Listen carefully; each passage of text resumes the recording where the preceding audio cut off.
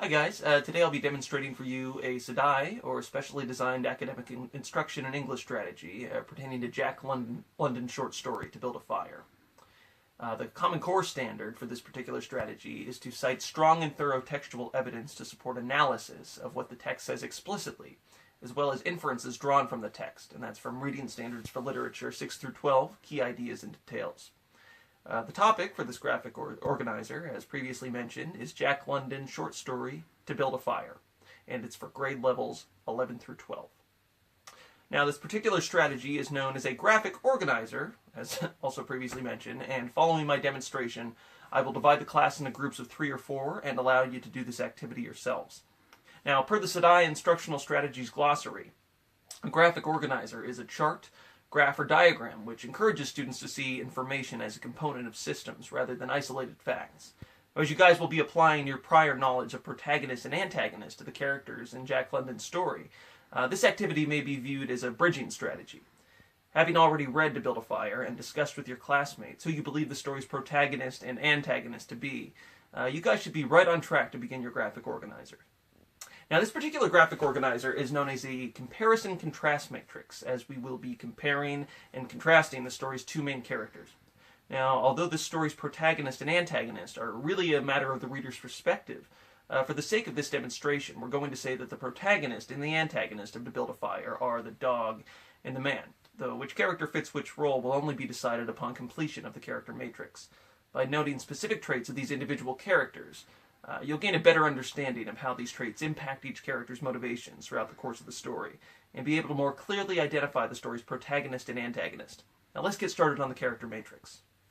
Guys, first off, we have a visual of the actual Common Core standard, the topic, the grade level, the ELD, learning objective, and the language level, just in case you didn't catch that at the beginning of the video. So if you want to take a look at that for a second. Okay, and here we have something of a pre-designed character matrix. It's very simplistic, which is the idea. Simple but direct. So the 2 characters that we've chosen for this particular story are the dog and the man. So I will give you a minute to take a piece of paper if you'd like and do as I have done here.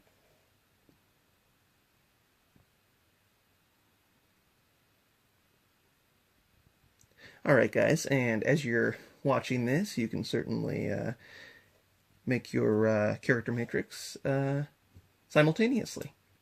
Okay, so let's see here. We have the grid. Now, potential character traits for each character may include brave, intelligent, cowardly, foolish, resourceful, wasteful, selfish, driven, patient, and ultimately successful. Now, reviewing our character matrix, we can clearly see that while the man is cowardly, forgive my slow writing, foolish,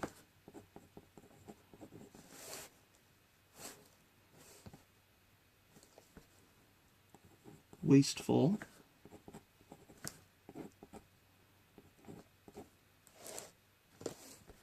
selfish, and driven,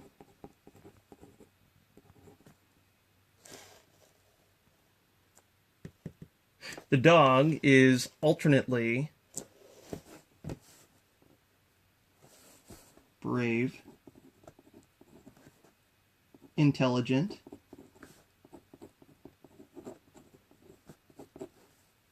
resourceful,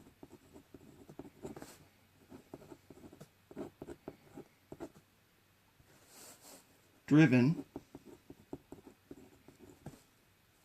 patient, and ultimately successful. Now, it should be pointed out that the protagonist of a piece need not always fit the role of the hero, just as the antagonist need not necessarily fit the role of the villain. Now, however, for the purpose of this particular activity, we will be judging each character from the typical protagonist-antagonist perspective, which leads me to believe that the dog is indeed the protagonist of To Build a Fire, while the man is the antagonist. Your opinions, of course, may vary. And just to label these,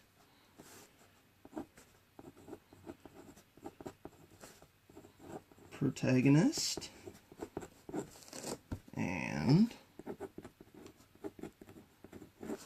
antagonist.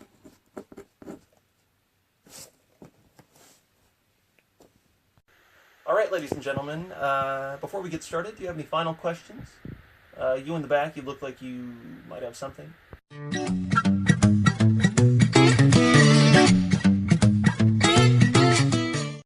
All right, ladies and gentlemen, now it's your turn. Let's pull out our copies of To Build a Fire, pens, pencils, and paper, and get to work. Thank you.